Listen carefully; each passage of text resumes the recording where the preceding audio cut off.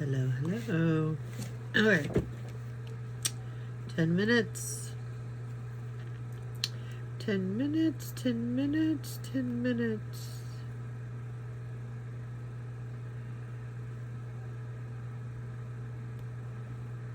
Okay. Okay. Okay.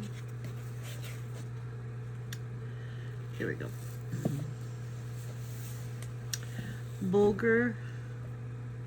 Bulgur lives, I cried out in accents of the wildest joy, and breaking away from the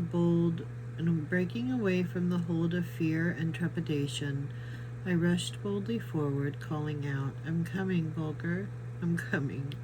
With restless courage, I sprang from one frozen plank to another, until I stood upon the quarter deck. There, upon the hatch, sat, or rather lay, Bulgur, for his life was almost extinct.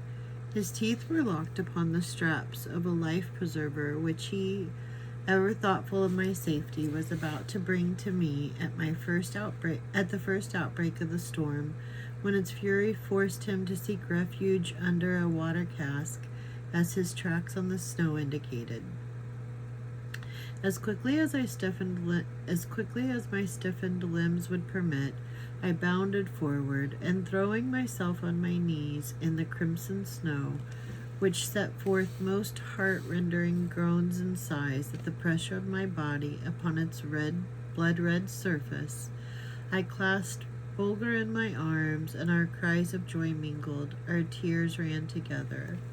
All my suffering was forgotten in that moment, for Bulgur was alive, his head clasped to my breast. The winds had now fallen, the sea had grown calm again, and I determined at once to quit the wreck if possible, for the setting sun revealed to me the shores of a beautiful land at the mouth of a small but extremely picturesque river, whose banks were rich in palm trees, fruit trees, and flowering shrubs.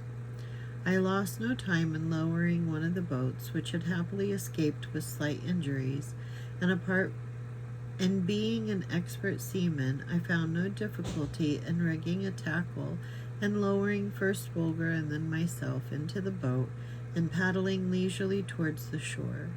Here I drew the boat high and dry on the beach, and calling out gaily to faithful Bulgur to follow me, I clambered up the bank and pushed boldly forward to survey the fair land upon which a strange fate had set our feet. Now, for the first, I became conscious of the terrible hunger that was gnawing at my vitals, a fact which proved to me that I must have lain in an unconscious state beneath the huge kettle for at least 2 days, if not more. Bulgur raised his kind eyes to me, and then bounding off to one of the fruit trees, ran around it, barking joyfully. I shook one of the branches, and the ripe fruit fell in abundance to the ground.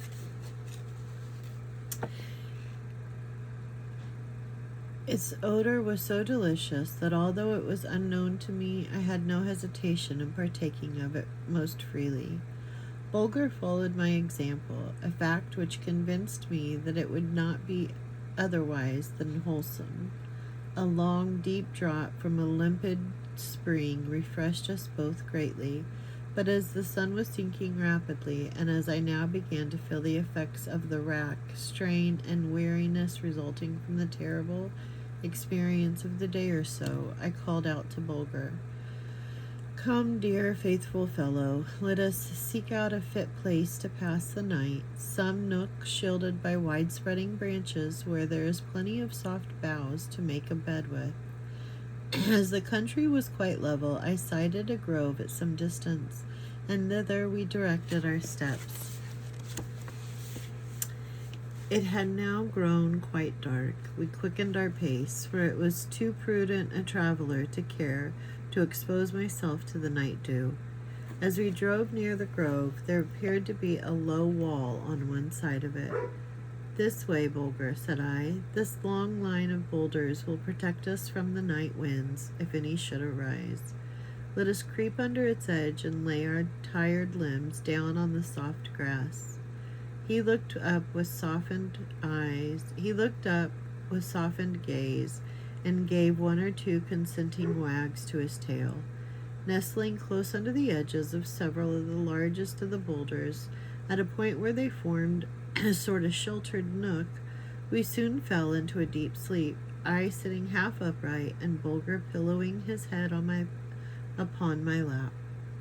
Once or twice in the course of the night, I awoke to find my brow beaded with perspiration. I put my hand on Bulger. He too was awake, and his tongue was lolling from his mouth. Both of us seemed to have been seized with a strange fever. The direst forebodings took possession of me. Had we landed upon a shore along which lurked some deadly maism, possibly we might not live to see the light of another day. It required all of my self-control to banish such terrible thoughts from my mind, but so tired was I to the very bone that I soon fell asleep again, reassured as I was by the example set me by Bulger.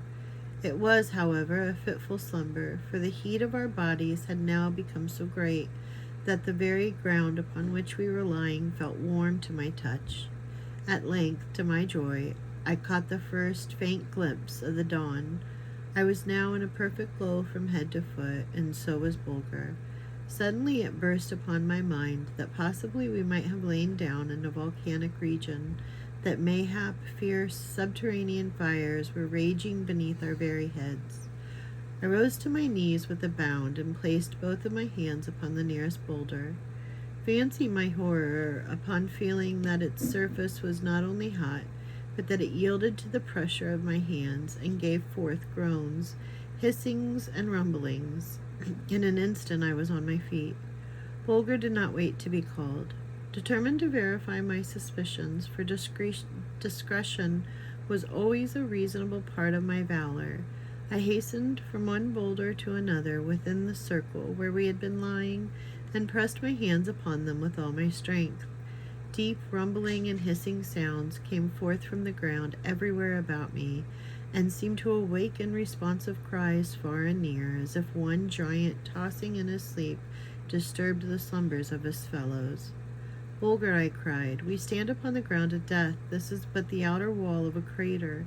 It is aglow with subterranean heat. Only the merest shell, so thin that it yields to my pressure, is between us and destruction. Fly, fly, faithful dog. The morning sun now burst forth with a flood of golden light. As far as my eye could reach, extended the same boulder-like parapet, shutting out my gaze from the abyss, through which the volcano was now about to spit its liquid fire, for all at once the boulders began to rock from side to side, giving forth such dreadful rumblings that I knew the eruption was to be preceded by an earthquake. A sickening fear seized hold upon me, but my legs bent like pipe stems beneath the weight of my body. Bulger saw that his loved master was chained to the ground. He refused to abandon me. The whole wall, as far as my eye could reach, now trembled and rocked, threatening to engulf us at every instant.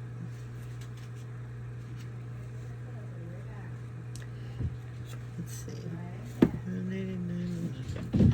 With a mighty effort, I pulled myself together, and, followed by Bulger, darted away. The measure of my horror was not complete. With terrific rumblings, gurglings, hissings, and groaning, the whole row of rocks now danced in violent agitation, and then, like so many gigantic balls rolled by huge monsters at play, these boulders, propelled with fearful violence by the outburst of the volcano, as I supposed, came thundering down after our retreating forms, threatening us with a terrible death. Bulger, running at my side ever and anon, sent out a mournful whine as if to bid me an eternal farewell. Fly, Bulger, faster, faster, good Bulger, I called to him as the roar and rumble of the advancing wall increased. Now each and every boulder seemed urged on its course by some mysterious force of its own. As I glanced over my shoulder, I could see that they were gaining in velocity, bounding, springing, now in single file, now in three abreast, while the frightful and unearthly din and rumble went ever on increasing. They were gaining upon us. My legs again threatened to bend under the weight of my body and topple it over, certain and awful death, when a last glance revealed to me the terrible truth. Bulger, they are alive. A sharp, despairing yelp came from my poor dog. They're alive, I tell you. Some legion of monsters, devils for aught I know, escaped from the depths of Tartarus, intent to roll over us and crush the life from our puny bodies. Again we redoubled our efforts. For your life, Bulger, I gasped. For your life. Look, the wood. Okay.